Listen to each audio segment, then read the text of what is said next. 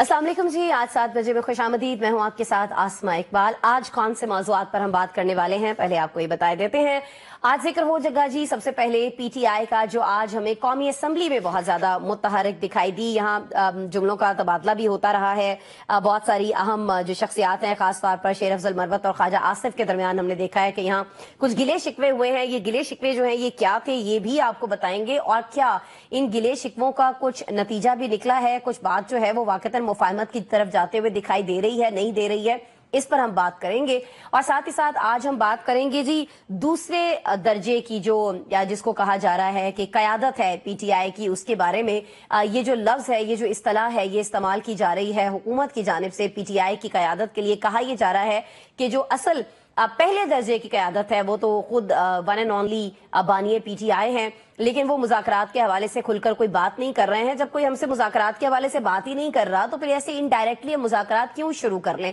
अब यहाँ सवाल ये बनता है कि जब हुकूमत को मालूम है कि मुज़ाकरात करने के लिए एक मुज़ाकराती कमेटी तश्कील दे दी गई है, और चलें दूसरे दर्जे की कयादत ही सही मुज़ाकरात के लिए आमादा तो है, बातचीत करने को तैयार तो है, ऑफर तो कर रही है, तो फिर ये ऑफर एक्सेप्ट क्यों नहीं की जा रही है, इस पे आज हम बात करेंगे। और दूसरी जानिब जी एक शख्सियत जो काफी हमें आजकल गुस्से में दिखाई दे रहे हैं, उनकी भी हम बात करेंगे। मैं मौलाना फजलुर रहमान साहब की बात कर रही हूँ। गुस्से का लफ्ज मैंने इसलिए इस्तेमाल किया है कि आज वो काफी बरहम दिखाई दे रहे थे। उन्होंने कहा कि जी अगर सदर मुमलिकत जो हैं वो मदारिस बिल पर साइन नहीं करते हैं तो ये तो कानून है कि ऑटोमेटिकली 3 दिन के बाद इसको कानून बन जाना है। लेकिन इस पर जवाब भी दिया गया है उन्हें हुकूमत की जानिब से। क्या जवाब दिया गया है?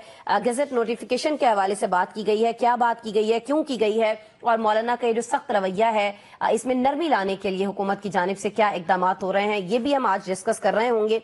और फिर जी हमें ये सवाल रखना है हमारे पैनलिस्ट के सामने कि क्यों ये नहीं होता है कि किसी भी आम पाकिस्तानी की तनख्वाह 1 लाख से अचानक से बढ़कर 9 लाख और क्या कहा जाता है कि 60,000, 9,60,000 रुपए हो जाए। ये सिर्फ और सिर्फ सूबाई असम्बली के अरकान के साथ क्यों हो रहा है? और पंजाब में ऐसा कौन सा खजाना पंजाब हुकूमत के हाथ लग गया है कि उसने गरीबों में जब बांट लिया और फिर भी वो बच गया तो उसने सोचा कि अरकान सूबाई असम्बली जो है उनमें बांट दिया जाए। जो मुल्क के हालात चल रहे हैं, जिस तरह से IMF से कर्ज लेकर ये मुल्क चलाया जा रहा है, जिस तरह से शराइत पूरी करने के लिए अवाम को पिसा जा रहा है, उसके बाद ये इस तरह का बिल आना, और फिर कल जो तारीख थी उस तारीख पर ये 16 दिसंबर के दिन पर ये बिल आना, इसका मंजूर हो जाना, इस पे हम आज खास तौर पे बात कर रहे होंगे। और जब हम एक तरफ अरकान असम्बली की बात कर रहे हैं जिनकी तनख्वाहों पर तनख्वाहें बढ़ रही हैं, तो आवाम की भी आज हम बात करेंगे। उस आवाम की बात करेंगे जिनकी तनख्वाहें इतनी घट चुकी हैं, जिनकी आमदनी इतनी घट चुकी है कि वो पाकिस्तान में रहना ही नहीं चाहते। वो सौदा कर रहे हैं, और सौदा किसका कर रहे हैं जी? अपनी जानों का सौदा कर रहे हैं। पाकिस्तान छोड़कर जा रहे हैं, डंकी लगाकर जा रहे हैं,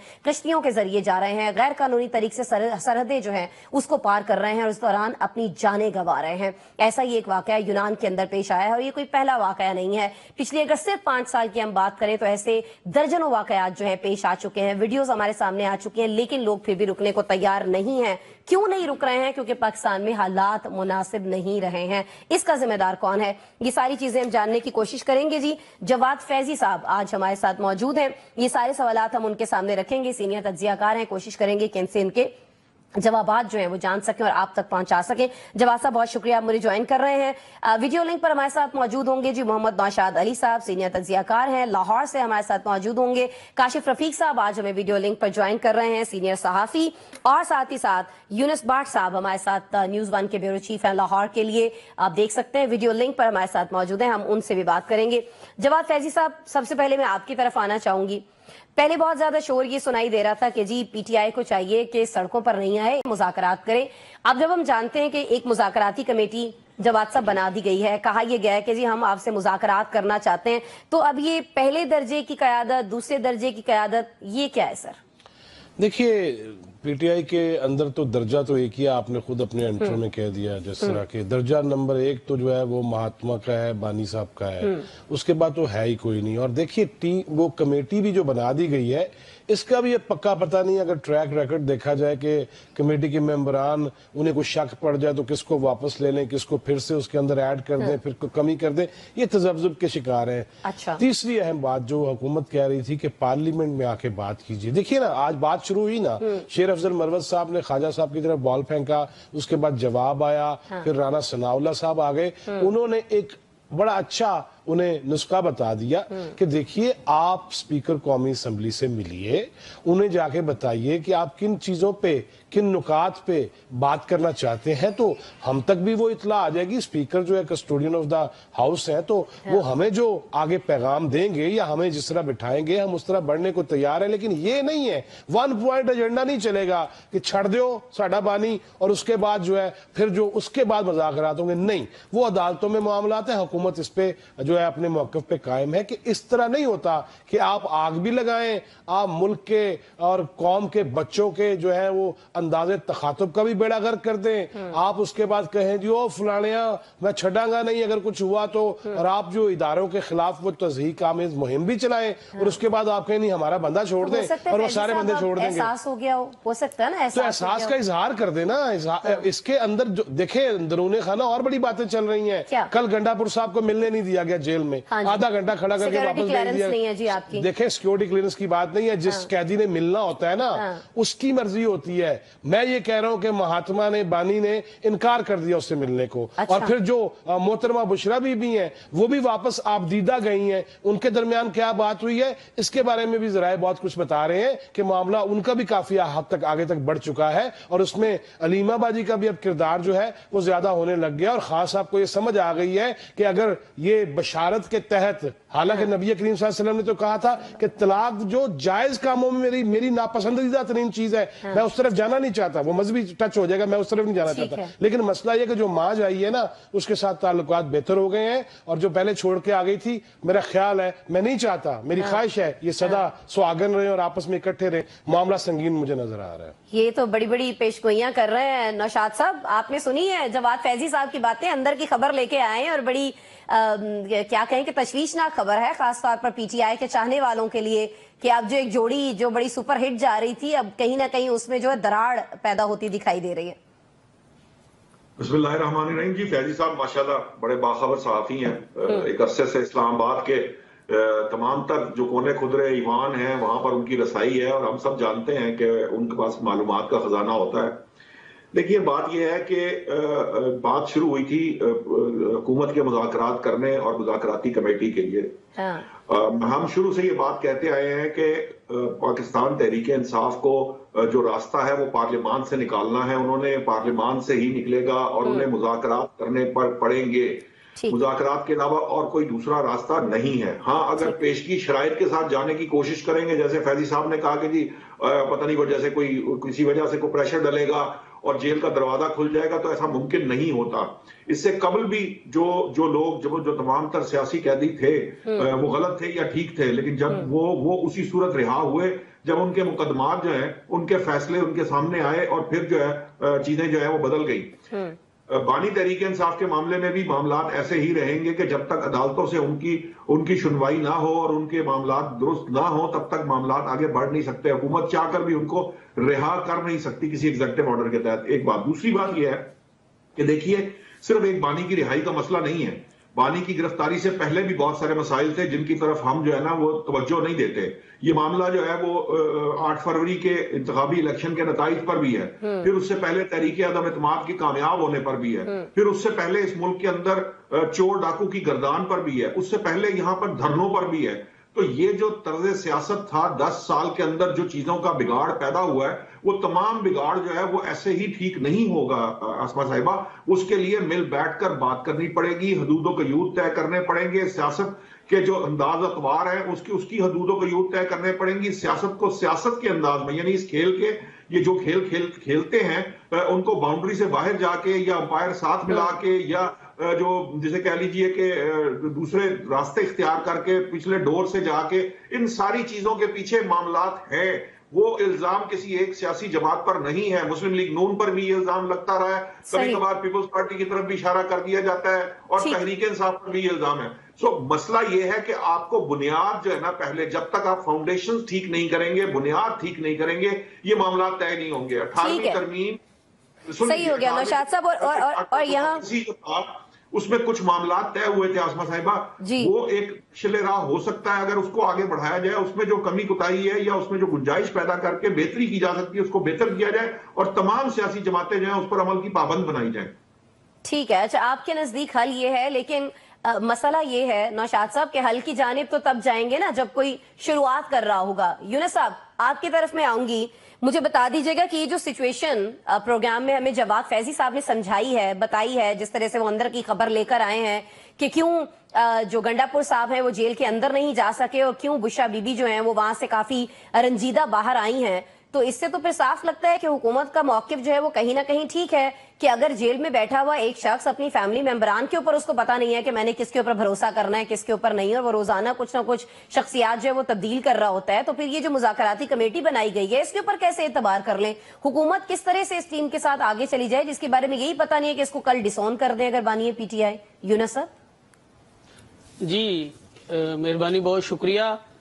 جس طرح آپ نے بتایا کہ جو قیادت مذاکرات کر رہی ہے اس پر کس طرح اعتبار کر لیا جائے, اور بانی پی ٹی آئی کے ساتھ جو ملاقات کرنے جا رہے ہیں علیمہ کی, جس طرح جواد فیض صاحب نے بتایا یا جس طرح انہوں نے بشرا بی بی کا بتایا, تو یہ تو چیزیں پچھلے کچھ دن سے سرگرم تھیں کہ یہ کہا جا رہا ہے کہ جی وہ بشرا بی بی کو طلاق دے دے تو معاملات حل ہو سکتے ہیں. یہ تو وہ چیزیں ہیں جس پہ ہم کہہ سکتے ہیں کہ یہ پیش گوئیاں ہوتی رہتی ہیں. اصل میں اسما لوگ چاہتے ہیں کہ مذاکرات ہو رہے ہیں نہیں ہو رہے. پی ٹی آئی کی جو دوسری قیادت ہے جسے ہم سیکنڈ قیادت کہتے ہیں وہ بالکل مذاکرات چاہتی ہے, لیکن ان کے بس کی بات رہی. جب وہ بانی پی ٹی آئی کے پاس جاتے ہیں تو وہ کہتے ہیں میں کسی ڈیل شیل سے باہر نہیں آؤں گا. اسے کہا جاتا ہے کہ مذاکرات کے درمیان جو چیزیں طے پانا ضروری سمجھی جا رہی ہیں وہ یہی ہے کہ بانی پی ٹی آئی کو خاموش رکھا جائے, جس کے لیے وہ خاموش نہیں رہنا چاہتے.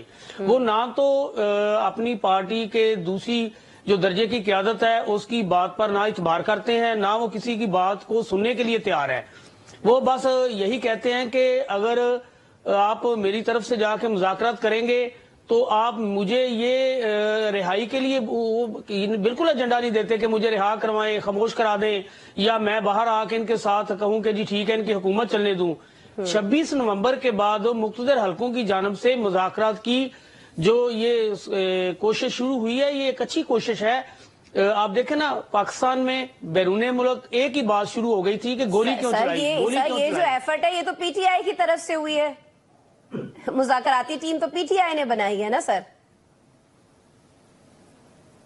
وہاں سے تو وہ ہلکے یونس صاحب بات ہی نہیں کرنا چاہ رہے, اور اب ان کو جو ہے یہ حکومتی ٹیم کی جانب جانا پڑا. آئی تھنک یونس صاحب کے سگنلز جو ہیں وہ شاید ڈراپ ہوئے, کوشش کریں گے ان سے دوبارہ رابطہ کریں. کاشف صاحب آپ سے یہی سوال ہے میرا کہ جب بانی پی ٹی آئی کے اوپر کوئی اعتبار ہی نہیں کر پا رہا کہ وہ اگر مذاکراتی ٹیم بھی بنا رہے ہیں کل اس کو ڈسون کر دیتے ہیں, کہتے ہیں جی کہ میں نے تو ان کو کوئی اور مینڈیٹ دیا تھا, اب یہ نہیں اب ان سے مذاکرات کر لیں, تو یہ کوئی کھیل تو نہیں ہے نا, اس میں سنجیدگی ہونی چاہیے. لیکن بانی جو ہے وہ سنجیدہ دکھائی نہیں دیتے, یہ حکومت کی جانب سے کہا جا رہا ہے. کاشف صاحب بسم اللہ الرحمن الرحیم.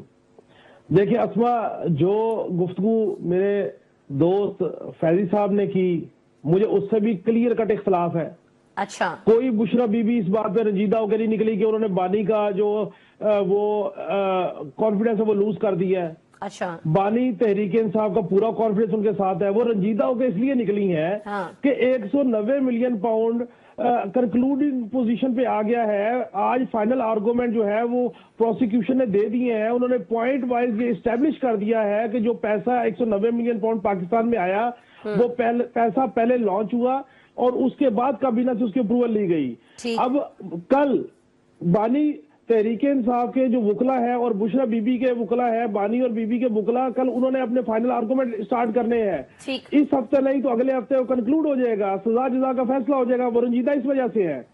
دوسری بات, وہ اس جو علیمہ خان صاحبہ کی بات ہے, دیکھیں علیمہ خان صاحبہ سے بہرحال آج بھی بشرا بی بی کا کانفیڈنس زیادہ ہے. اس کی وجہ یہ ہے کہ بشرا بی بی نے جو 8-9 مہینے جیل کاٹی ہے, جہاں کہیں پہ کوئی بد اعتمادی تھی وہ اعتماد مزید مضبوط ہو گیا. جو علی امین گنڈا پور صاحب کو نہیں ملنے دیا گیا, علی امین گنڈا پور صاحب کو یہ باور کرایا گیا کہ حضور آپ کو ہم نے رات کے اندھیروں میں جب آپ نے چاہا آپ کی بانی سے ملاقات کروائی, آپ کو کسی وجہ سے ملاقاتیں کرواتے تھے, آپ الٹا وفاق کے اوپر چڑھائی شروع کر دیتے ہیں. تو جائیں, اب آپ وزیر اعلیٰ ضرور ہیں لیکن جا کے مل کے دکھائیں. بانی تحریک انصاف تو ملنا چاہیں گے ان کو, کیونکہ بشرا بی بی, علی امین گنڈا پور, مراد سعید, زلفی بخاری, منہ سلائی, میں آپ کے پروگرام میں کہہ چکا ہوں یہ 5 لوگوں کا ٹولہ جو ہے وہ تحریک انصاف چلا رہا ہے, سارے معاملات وہ طے کر رہا ہے. اب جو میرے بھائی بات کر رہے تھے یونس بھاٹ صاحب، اب چونکہ وہ سگنل سے آؤٹ ہو گئے، اچھا وہ آ گئے ہیں حضور، میں حیران اس بات پہ ہوتا ہوں کہ یہ کیسے کہہ دیتے ہیں کہ بانی تحریک انصاف ڈیل نہیں کرے گا؟ اور خدا کو مانے بانی تحریک انصاف نے خود کہا مجھے اور میرے سیاسی اسیروں کو رہا کرو، 24 نومبر کی تحریک ملتوی کر دوں گا۔ یہ ریکارڈ کی بات ہے، آپ مجھے بتائیے یہ بات ہوئی کہ نہیں ہوئی؟ اچھا پھر اس کے بعد آج یا آج سے پہلے ان کی کیا شرائط ہے؟ سول نافرمانی کی تحریک کیوں ملتوی ہوئی؟ وہ کسی نے جا کے ان کے پاؤں پکڑے ہیں؟ انہوں نے کہا مجھے میری پارٹی کی لیڈرشپ نے کہا کہ سر آپ سول نافرمانی کی تحریک ملتوی کر دیں، ہم معاملات مذاکرات کے ذریعے آگے چلانا چاہتے ہیں، اور ان کے 2 ایجنڈے ہیں، 2 شرائط ہیں، 2 مطالبات ہیں۔ اب تو وہ شرائط کا لفظ بھی نہیں یوز کرتے، وہ کہتے 2 مطالبات ہیں۔ ایک مطالبہ یہ ہے کہ اللہ کو مانے ہمیں فیس سیونگ دے، 9 مئی کا جوڈیشل کمیشن بنائے، اس میں جو ثابت ہوگا اس سے ہم اعلان لا تعلقی کر دیں گے، ریاست بھی خوش ہو جائے گی، ہمیں بھی فیس سیونگ مل جائے گی۔ یہ میرے جملے یاد رکھیے گا، اس سے نیچے بانی تحریک انصاف آئیں گے نہیں، یہ طریقہ کار بنا رہے ہیں وہ۔ اور دوسرا مطالبہ ان کا کیا ہے کہ مجھے سمیت میرے سیاسی اسیر چھوڑے۔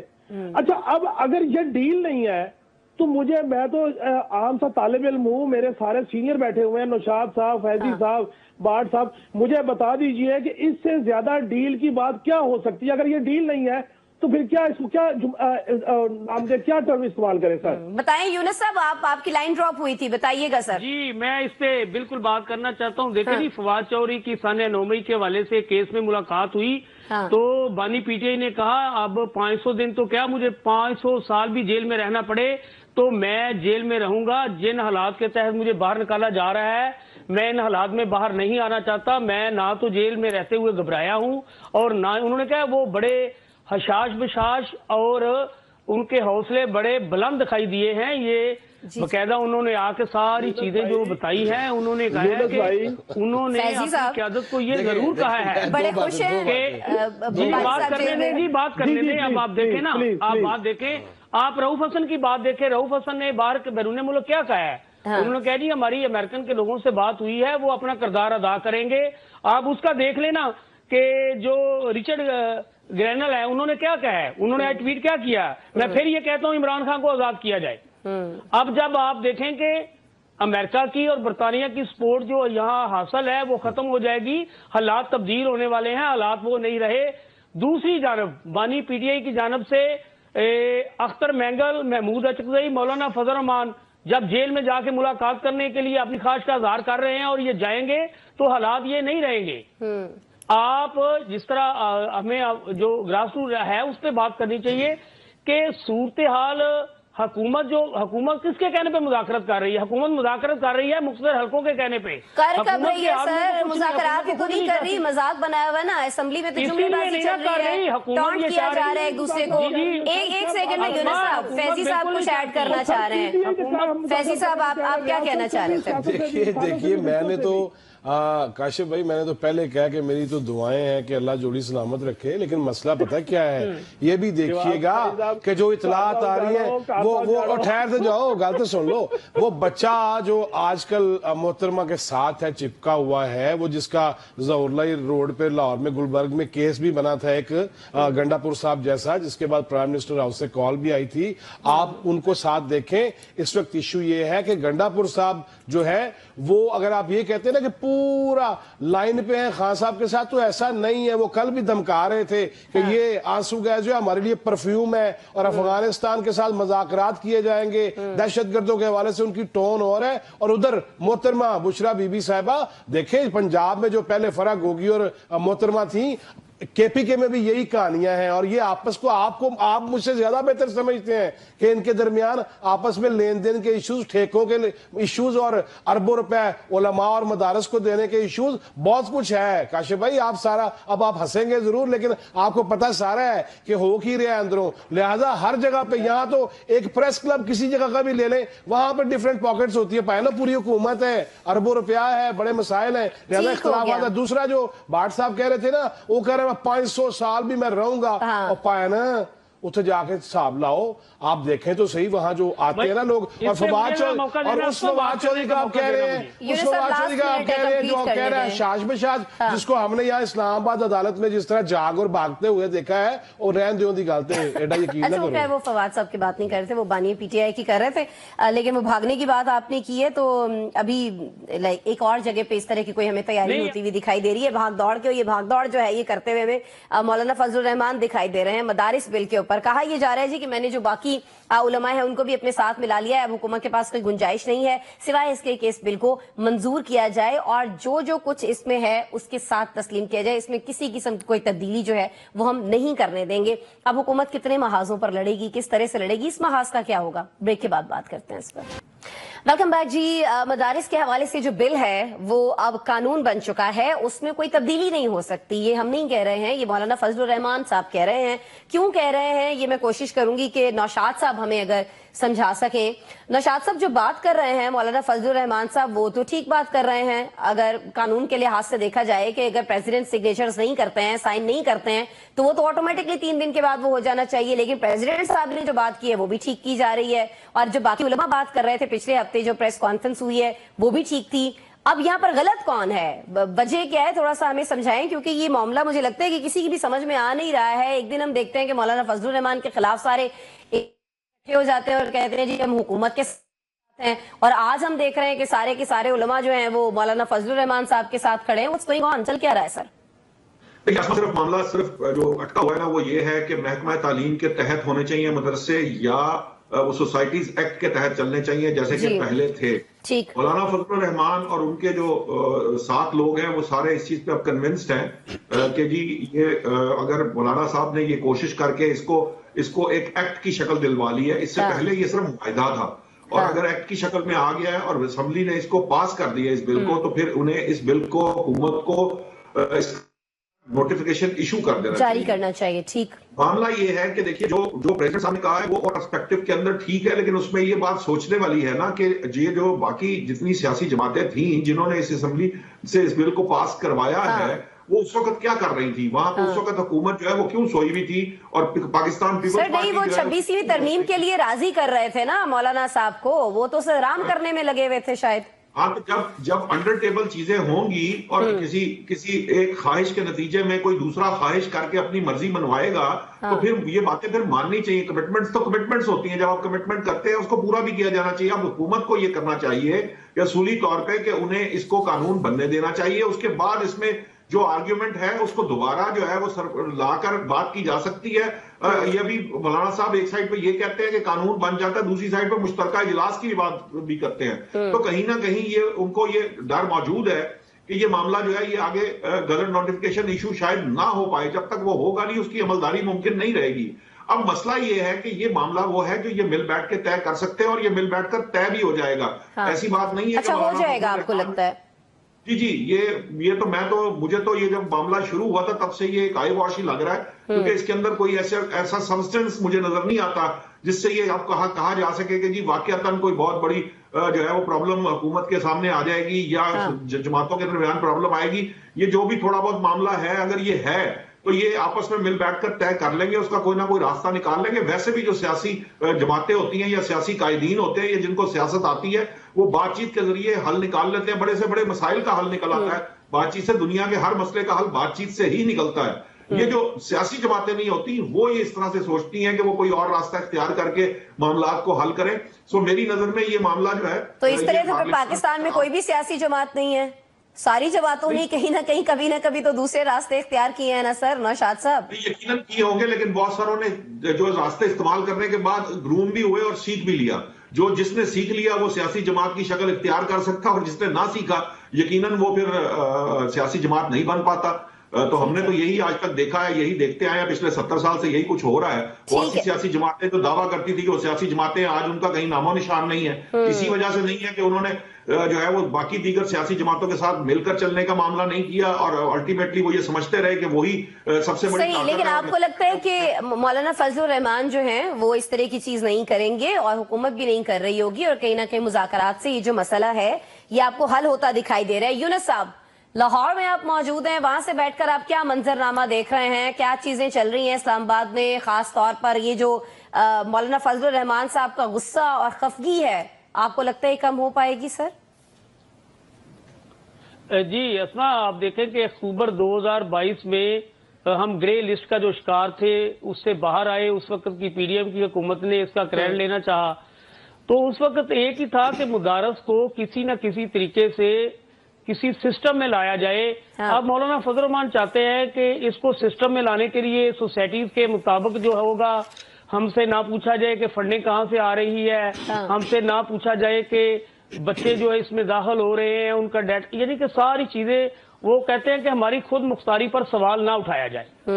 हुकूमत ने जो ग्रे लिस्ट से निकलते हुए कमिटमेंट कर रखी है, यहाँ देखें कि बैरून मुल्क से बच्चे आते हैं, उनके 9 साल के बल्कि इससे शायद ज्यादा वीजे का भी मसला है मुदारस में जो बच्चे आते हैं। ठीक है, तो हुकूमत और मौलाना फजलुर रहमान के साथ सारी चीजें खुश असलूबी से तय करना चाहती है, क्योंकि मौलाना फजलुर रहमान ने 26वीं तरमीम में उनके साथ जो अपना हक अदा किया है, हुकूमत भी चाहती है। लेकिन हुकूमत ने FTF के मामले में जो कमिटमेंट कर रखी है, उन्होंने बकायदा कहा था कि यहाँ से बच्चे तो ये निकलते बात हैं, समझा दहशत गर्दों लेगी घर से चढ़ जाते हैं। हुकूमत ये बात समझा पाएगी यूनुस जी, साहब, ये समझ- फजलुर रहमान साहब को? जी ये हुकूमत जो कमिटमेंट कर रखी है उस हवाले से हुकूमत परेशान है कि हम दोबारा कहीं ग्रे लिस्ट का शिकार ना हो जाएं। अच्छा। क्योंकि उन्होंने कहा था कि अगर मुदारस को रजिस्ट्रेशन के अमल से ना गुजारा गया हाँ। तो आप दोबारा भी इसका हिस्सा बन सकते हैं। हुकूमत परेशान है इस मामले में और सख्त परेशान है। मौलाना फजलुर रहमान को समझाने की पूरी कोशिश कर रही है। मौलाना फजलुर रहमान चाहते हैं कि इसको सोसाइटी के जरिए ही जिस तरह पहले से सिस्टम चल रहा है उसके मुताबिक रजिस्ट्रेशन का अमल मुकम्मल किया जाए। वजारत तरीम के तहत अगर शरात आपकी मैं मान भी लेता हूँ, ठीक है। लेकिन हमारी खुद मुख्तारी मुतासर नहीं होनी चाहिए, सही है। जिसके लिए हुकूमत रजामंद नहीं है। मौलाना फजलुर रहमान ने धमकी दे रखी है, अगर आप हमारी बात नहीं मानेंगे तो इसी सूरत में वो अपोजिशन जितनी भी जमातें हैं वो बानी पीटीए के साथ खड़े होकर सिविल नाफरमानी का हिस्सा भी बनेंगे और एहतजाज के लिए वो कहते हैं कि हम सड़कों पर भी आएंगे, जिससे हुकूमत परेशान है। हुकूमत मजीद किसी भी एहतजाज की मुतहम्मल नहीं हो सकती, हालात पहले ही ठीक नहीं है।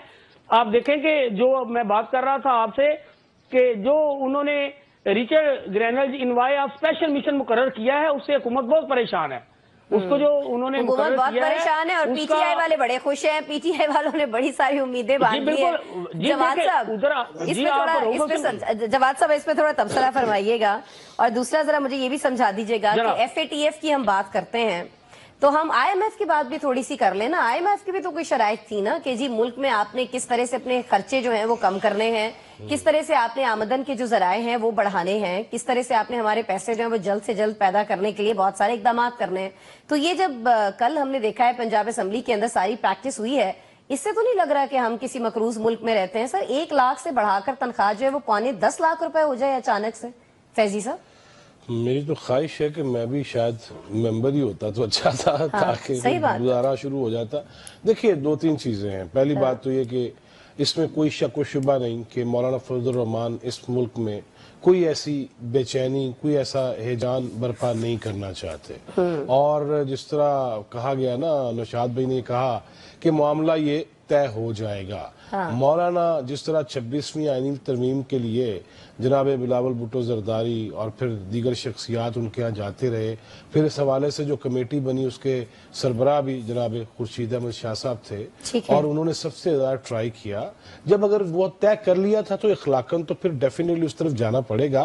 मगर इसमें अगर मुल्की मामलात पे कुछ ऐसी चोट पड़ती है, कोई ऐसे हमारे ऊपर कोई बैनुल अक़वामी प्रेशर बढ़ते हैं तो फिर वो मौलाना भी समझते हैं। और माशाल्लाह मौलाना जो है वो पूरे बहुत ज़ीरक इंसान है, ज़ीरक सियासतदान है, उन्हें भी अंदाजा है। लेकिन वो हल्की फुल्की अपने मसल जो चेक करने के लिए ना कुछ बातें कह देते हैं। आज़म नज़ीर तारड़ साहब ने इसीलिए उन्हें कहा ना कि आप स्पीकर भी बहुत अच्छे हैं। तो वो एक दूसरा वो अपना वोटर जो है स्पेशली KPK का वो भी साथ साथ अपने साथ रखना चाहते हैं। रह गई बात ये, देखिए ये हर जो भी जमातें हैं اور اگر پنجاب میں یہ ہوا ہے تو اس میں مجھے یہ نظر نہیں آیا کہ اس میں حکومت نے جو کیا، میں سمجھتا ہوں کہ پہلے عوام کا سوچنا چاہیے تھا، اور اس میں کوئی رتی برابر میری دوسری رائے نہیں ہو سکتی کہ بھئی اپنا کر لو تو لوگوں کو چھڑ دو. نو، ان کے لیے سب سے پہلے وہ جس کی 20,000 25,000 تنخواہ ہے اس کا سوچنا چاہیے. لیکن میں حیران اس بات پہ ہوں کہ وہ جو کہتے تھے اینٹ سے اینٹ بجا دیں گے، کھڑکا کے رکھ دیں گے،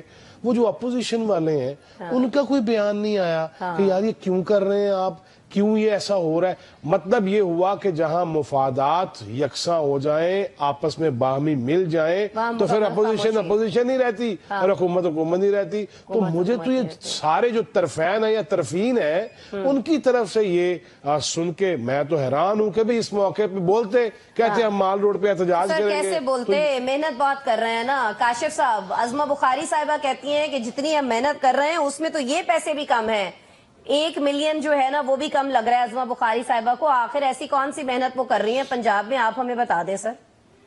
پنجاب کے اوپر بات کرنے سے پہلے صرف 2 جملے بولنا چاہ رہا ہوں. ایک یہ کہ سیاسی جماعتیں ہیں ہی نہیں ملک میں، پرائیویٹ لمیٹڈ کمپنیز ہیں، اس لیے ہر کچھ عرصے کے بعد جماعتیں ختم ہو جاتی ہیں اور نئی کمپنیز کام شروع کر دیتی ہیں. اور یہ پرائیویٹ لمیٹڈ کمپنیز کے ریپرزینٹیٹڈ جو ہیں وہ MNA MP اور وزراء کی صورت میں بیٹھے ہوئے ہیں جو یہ اپنے آقاؤں کو، اپنے چیف ایگزیکٹیوز کو، اپنے چیئرمینز کو جو ہے وہ اچھے طریقے سے ٹریٹ کرتے ہیں، ان کے لیے بولتے ہیں، اور اس کے صلے میں پھر وہ باسز خوش ہو کے کہتے ہیں کہ یار سب کا ایک جو ہے وہ انکریمنٹ لگا دو. تو وہ انکریمنٹ لگانے والے جو ان سے ہیں وہ اسمبلیوں میں بیٹھے ہوئے اسپیکر بھی ان کے ہیں، انہوں نے انکریمنٹ لگوائے اور بل پاس ہو گئے.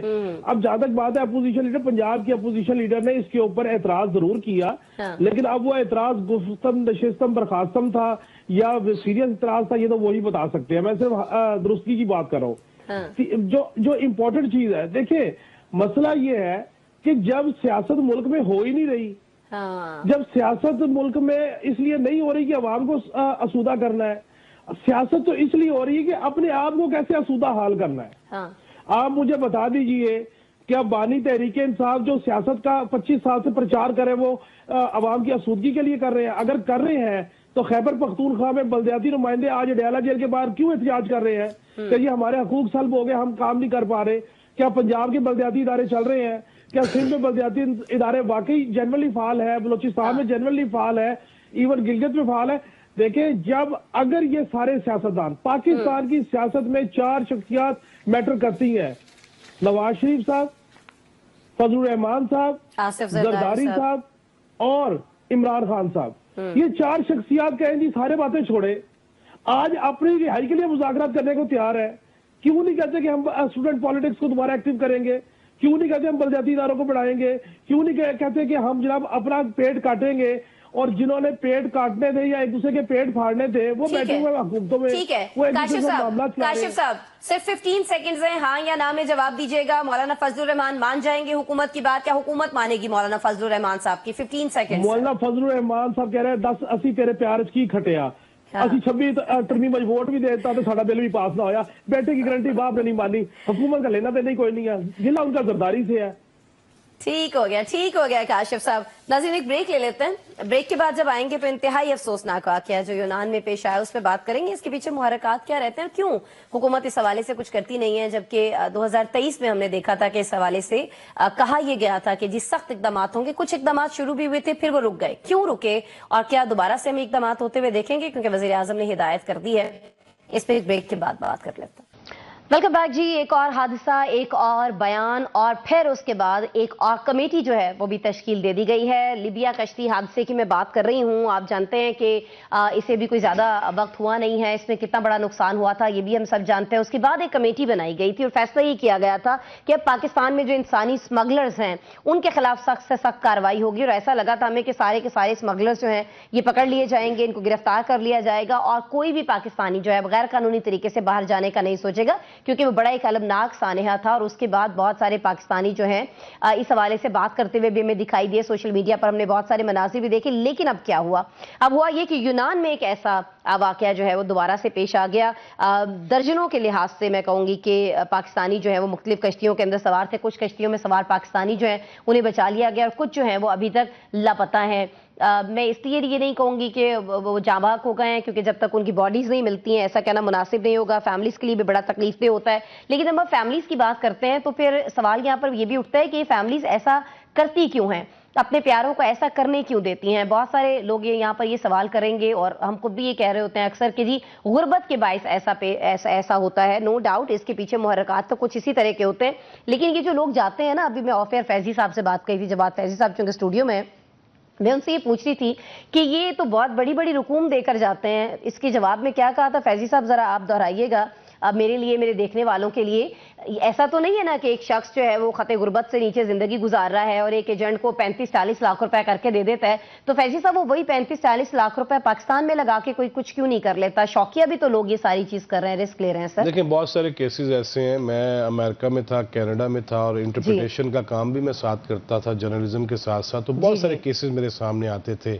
کوئی بچہ لاڈلا جی میں خودکشی کر لوں گا، میں نے باہر ہی جانا ہے، ماں کے زیور بھی بیچے، باپ کے ہاتھی بھی پڑ گیا اور چلا گیا. آپ نے گزشتہ واقعے کی بات کی تھی، اس میں ایک گجرات کے 2 بھائی تھے، ایک کزن تھا، 1.25 کروڑ روپیہ دیا انہوں نے، اور وہ اللہ کو پیارے ہو گئے باہر جانے کے چکروں میں. مجھے بتائیں 1.25 کروڑ، بلیو می اور ناٹ، میرے پاس ہو تو میں تصور بھی نہ کروں باہر جانے کا، کہ میں اس کا کاروبار نہ کروں اور اس طرح سے باہر جانے کا. دیکھیں میں وہاں روتے بلکتے لوگوں کو دیکھتا تھا جب وہ ماں بہن بھائی کے جنازوں کو کاندھا نہیں دے پاتے تھے، جب وہ کہتے تھے میں کیوں آ گیا ہوں، میں اتنے پیسے میں نے اتارنے ہیں. وہاں پہ وہ $80 پہ 12 گھنٹے کا کام کرتے کرتے اس کی کمر اتنی سردی میں اتنی دوری ہو گئی. یہ سمجھنے کی بات ہے. دیکھیں حالات برے ہو سکتے ہیں، ہم میڈیا والوں کے بھی بہت برے رہتے ہیں، اور یہاں پہ دیکھیں بے روزگاری کتنی ہے، لیکن اس کا یہ مطلب نہیں ہے کہ ہم خدا نہ خواستہ خودکشی کر لیں یا ہم باہر منہ چوک کے نکل پڑے کہ یار مریں گے تو دیکھا جائے گا. اور بچے لے جانا، مجھے ایک بات بتائے نا، پہلے خود تو تیار ہو جاؤ اور اس کے بعد پھر کر لینا.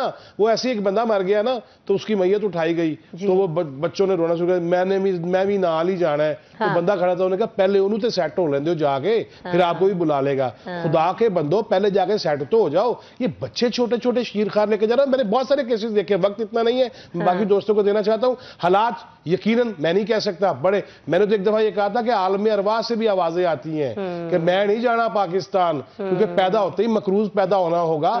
یہ بھی ایک طرف معاملہ ہے سنجیدہ، لیکن دوسری طرف یہ ہے کہ اتنا بھی یہ نہیں ہے کہ بس ہم نے باہر ہی جانا، میں تو ہوں باہر ہی لیسا، یہ نہیں چلے گا. ہمیں بھی سمجھانا ہوگا. اور یہ پروپیگنڈا جو کیا جاتا ہے نا، جو پروپیگنڈا کیا جاتا ہے. اور میں آخر میں ایک بات اس سے ہٹ کے کہنا چاہتا ہوں، ابھی رچرڈ گرینل کی بات بڑی بار بار ہوئی، انہوں نے میڈیا ہاؤسز کو، جرنلزم کو اور فریڈم ایکسپریشن کو بھی ایک تھریٹ دے دیا ہے، جس میں ایک ٹویٹ پہ انہوں نے کہا کہ news outlet is funded by US aid, اور یہ زیادہ دیر نہیں ہم کریں گے. لہذا اس پہ ہمیں سوچ لینا چاہیے.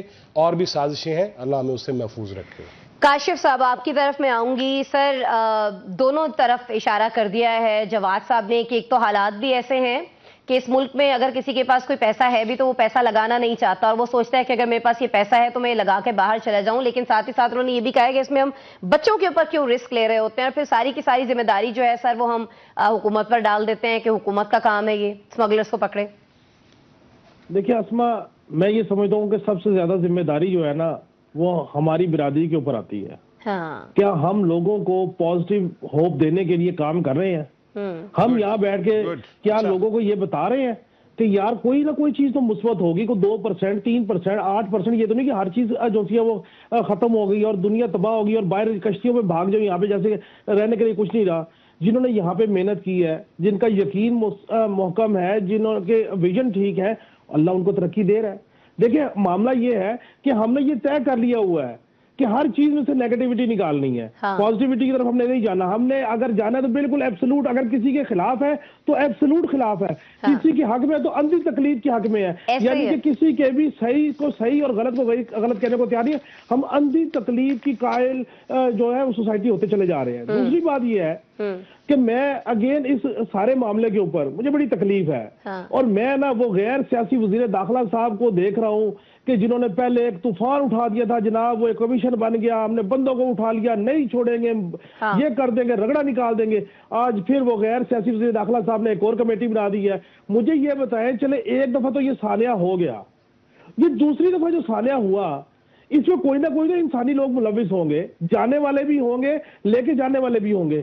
तो किधर फिर आपकी वो सारी बातें, वो सारे दावे, वो सारी बढ़के कि कभी आप बढ़ के मारते हैं और केपीके के अवाम को डी चौक बुलाते हैं, फिर उसके बाद बलवा कराने की कोशिश करते हैं, फिर आप बढ़ के मारते हैं और आप इनको कंट्रोल नहीं कर पाते। कोई एक बात तो मुझे बताएं कि वो गैर सियासी वज़ीर दाखिला कि आप जब से वज़ारत दाखिला पे हैं, आप जब से पीसीबी की चेयरमैनशिप होल्ड करके बैठे हुए हैं, आपने क्या प्रोग्रेस निकाली? आपके पास ठीक हो गया जी। मोहसिन नकवी साहब पे आप तनकीद कर रहे हैं, मैं यूनुस साहब आपकी तरफ आना चाहूंगी।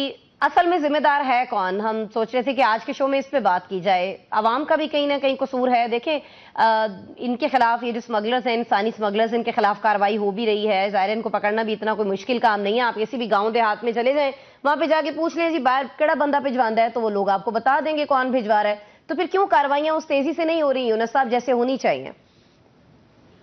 जो बाहर जाने की बात लोगों की है, लोग बाहर के नाम पर अपना घर बार भेज देते हैं, हाँ। सामान भेज देते हैं कि बेटा बाहर जाएगा खुशहाल हो जाएंगे।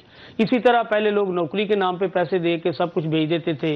माएँ अपना जेवर भेज देती कि बेटा नौकरी लगेगा तो हमारे घर में खुशहाली आ जाएगी।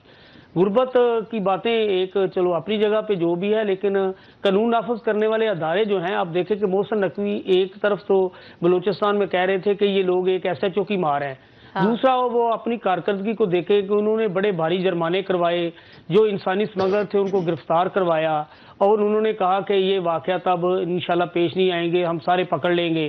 तो ये वाकयात तसलसल से पेश तो नहीं आते, असल लोग बाहर निकल भी जाते हैं। ये जब इक्का दुक्का वाकयात पेश आते हैं तो हमारी हुकूमत को होश आ जाती है, फिर हम मीडिया पे भी इन लोगों को तनकीद का निशाना बनाते हैं। स्मगलिंग तो डेली बेसिस पे हो रही है, इंसानी स्मगलिंग। जी, डेली बेसिस पे हो रही है। और अगर हम बात करें कि जिम्मेदारी किसकी है, अब आप देखें कि मोहसिन नकवी को अगर पीसीबी से फरागत मिले, मोहसिन नकवी को उसके अलावा दूसरे कामों से फरागत मिले, सियासी जमात जो एक कुचलने पे उनकी ड्यूटी लगी हुई है, या उसको आप जिस तरह के यानी कि जिम्मेदारियां सोशल जो हमारे टेररिस्ट हैं उनको पकड़वाने से वो फरागत मिले। वो रोज पूछते हैं कि FIA से कि आज कितने साफी पकड़े हैं, आज कितने यूट्यूबर पकड़े हैं, आज कितनों के खिलाफ कार्रवाई की है। यूनुस साहब आप भी समझते हैं कि हुकूमत का कसूर है, खास तौर पे इसमें वजीर दाखिला जाहिर है कि उनका ये मामला बनता है देखने का। वक्त मेरे पास कम है, नौशाद साहब लास्ट 1 मिनट है, प्लीज आपको शायद कीजिएगा। देखिए, मैं तो सिर्फ इतना कह सकता हूं कि जिस मुल्क के हुक्मरान जो हैं उनकी तनख्वाहें 8-8 गुना बढ़े और 37,000 रुपए तनख्वाह लेने वाला जो है वो ये जरूर सोचे कि मेरे से 10 गुना ज्यादा मैंने जिसको मुंतखब करके ईवान में भेजा उसकी तनख्वाह है। या फैजी साहब ये सोचे कि यार इससे तो बेहतर था कि मैंने ये सारी जिंदगी जो है सहाफत में जो है वो अपनी गला दी, इससे बेहतर था किसी असम्बली का मेंबर बन जाता। तो उस मुल्क के अवाम फिर बेचारे जो है वो सुनहरे मुस्तकबिल की तलाश में हर हद तक जाने को तैयार रहते हैं। ये उनकी मजबूरी है, उनके भी खानदान हैं, उनके भी मामलात हैं। और जब एक घर के एक फर्द का कोई रिश्तेदार या कोई बंदा बाहर चला जाता है और उसके बाद जो खुशहाली आती है वो बाकी जो पूरा खानदान है वो उसकी तरफ देखता है और फिर देखकर वो इस हद तक भी जाने को तैयार हो जाते हैं जिसकी बात आप कर रही हैं इस वक्त, कि वो अपनी जान जो है वो उसको ये भूल जाता है कि जान है तो जहान है। ये जो काशिफ साहब ने बात की थी ना कि ये बात दुरुस्त है कि मीडिया